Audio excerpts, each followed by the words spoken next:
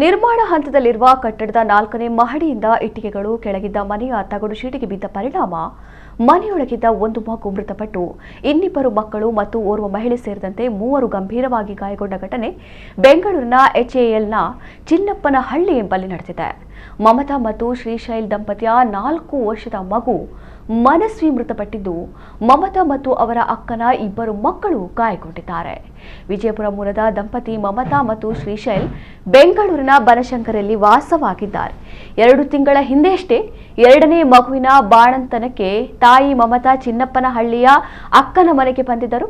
ನಿನ್ನೆ ಮನೆಯ ಪಕ್ಕದಲ್ಲಿ ಕಟ್ಟಡ ನಿರ್ಮಾಣ ಕಾಮಗಾರಿ ಭರದಿಂದ ಸಾಗಿತ್ತು. 4ನೇ ಮಹಡಿಯಿಂದ 4-5 ಇಟ್ಟಿಗೆಗಳು ಮಧ್ಯಾಹ್ನ 2:30ರ ಸುಮಾರಿಗೆ ಬಿದ್ದಿವೆ.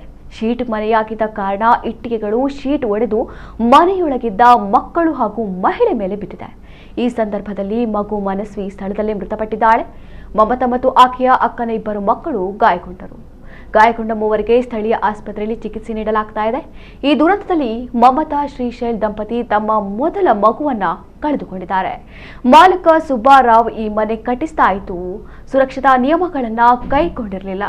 ಅಕ್ಕಪಕ್ಕದಲ್ಲೇ ಮನೆಗಳಿದ್ದರೂ ಯಾವುದೇ ಮುಂಜಾಗ್ರತಾ ಸುರಕ್ಷತಾ ಕ್ರಮ ಕೈಗೊಳ್ಳದೆ ಕಾಮಗಾರಿ ನಡೆಸಿದ್ದಾರೆ. ಕಾರ್ಮಿಕರು ಕೂಡ ಸುರಕ್ಷತೆಯನ್ನು ನಿರ್ಲಕ್ಷಿಸಿ ತರಾತುರಿಯಲ್ಲಿ ಕೆಲಸ ಮಾಡಿದ್ದಾರೆ ಎಂದು ಆರೋಪಿಸಲಾಗಿತ್ತು. ಈ ಬಗ್ಗೆ ಮಾಲಕರ ವಿರುದ್ಧ ಪ್ರಕರಣ ದಾಖಲಾಗಿದೆ.